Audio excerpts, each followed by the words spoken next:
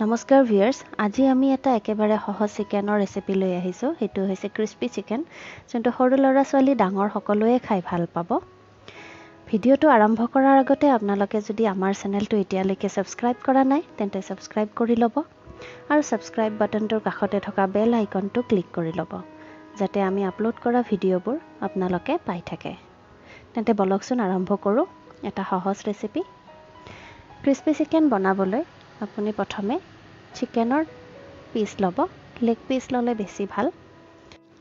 তাৰ পিছত কটাৰীৰে পিস কেইটাত অলপ ভিতৰলৈকে কাটোৱাকে এনেকৈ কাটি ল'ব। কাটতে আপুনি চাব যাতে ভিতৰলৈকে কাটটো যায়, তেনেকৈ কাটি ল'ব।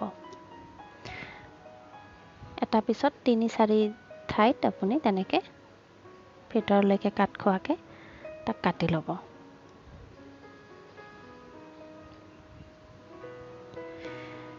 এইটো চাওক, এনেকৈ ভিতৰলৈকে অলপ কাট খোৱাকে কাটি ল'ব। এনেকৈ গোটেইকেইটা পিছে ৰেডি কৰি ল'ব। এতিয়া এটা পাত্ৰত আধা কাপ দৈ লৈ ল'ব আৰু তাত 2 কাপ পানী দি দিব। আৰু এই দৈ আৰু পানীখিনি ভালকৈ এটা মিশ্ৰণ বনাই ল'ব, ফেটি ল'ব। আৰু তাৰ পিছত এই ঘোলটোত আধা কাপ কেঁচা গাখীৰ দি দিব আৰু সোৱাদ অনুযায়ী অলপ নিমখ দি দিব। আৰু তাত 1 চাহ চামুচ আদা নহৰুৰ পেষ্ট দি দিব আৰু ভালকৈ ফেটি ল'ব। এতিয়া এই ঘোলটোত চিকেনৰ পিচবিলাক ভালকৈ ডুব যোৱাকৈ তাত মেৰিনেট কৰি থৈ দিব। গোটেইকেইটা পিচ ভালকৈ ডুবি যোৱাকৈ তেনেকৈ মেৰিনেট কৰি 2 ঘণ্টাৰ কাৰণে থৈ দিব। বেছি সময় ৰাখিলে এইটো বেছি ভাল, 2 ঘণ্টা কমেও আপুনি ৰাখিব। এতিয়া 2 ঘণ্টাৰ পিছত আপুনি এটা পাত্ৰত ময়দা ল'ব, 2 কাপ ময়দা ল'ব আৰু তাত 2 চামুচ, ডাঙৰ চামুচেৰে 2 চামুচ কৰ্ণফ্লোৰ ল'ব।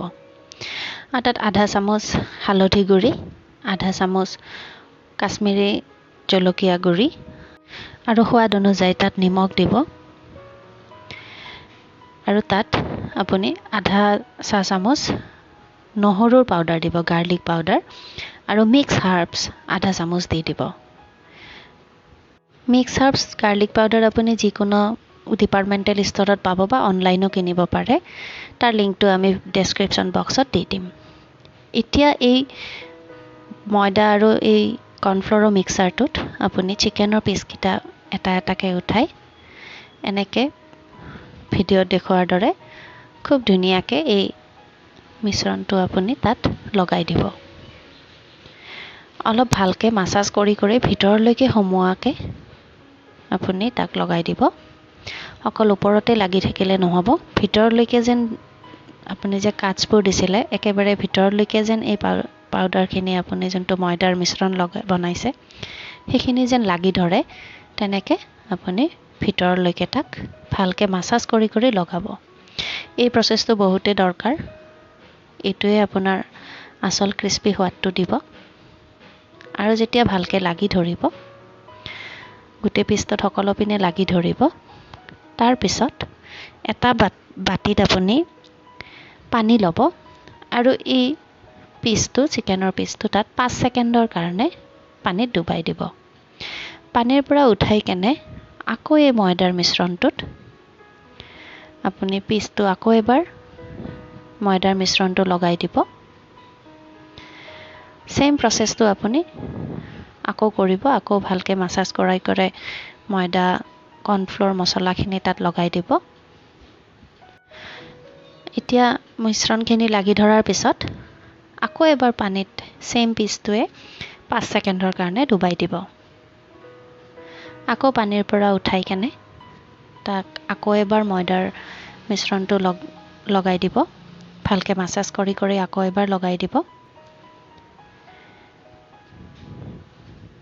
এনেকৈ আপুনি গোটেইকেইটা পিছে ধুনীয়াকৈ এটা এটাকৈ তাত ময়দাৰ আৰু কৰ্ণফ্ল'ৰৰ মিশ্ৰণটো মাছাজ কৰাই তেনেকৈ প্ৰচেছটো ৰিপিট কৰিব। মনত ৰাখিব এটা পিচ আপুনি 3 বাৰ ময়দাৰ মিশ্ৰণ লগাব আৰু 2 বাৰ পানীত ডুবাব।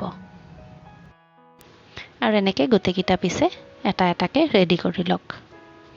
এতিয়া এটা কেৰাহীত তেল গৰম হ'বলৈ দিব আৰু এই চিকেনৰ পিচকেইটা তাত এটা এটাকৈ দি মিডিয়ামৰ পৰা হাই ফ্লেমত তাক ভাজিবলৈ দিব।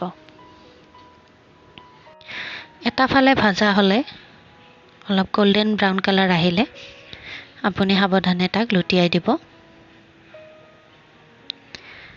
বেছিবাৰ তাক লুটিয়াই নাথাকিব। এটা ফালে ভালকৈ ভজা হ'লে আনফালে লুটিয়াই কেনে আনফালেও তাক মচমচীয়া হোৱাকৈ ভাজি ল'ব। এনেকৈ গোটেইকেইটা পিছে এটা এটাকৈ আপুনি ৰেডি কৰি ল'ব আৰু তাৰপিছত আপুনি তাক হোমমেড মেয়'নিজৰ লগত পৰিৱেশন কৰক। মেয়'নিজৰ ৰেচিপিটো আপোনালোকে আমাৰ নেক্সট ভিডিঅ'ত পাই যাব।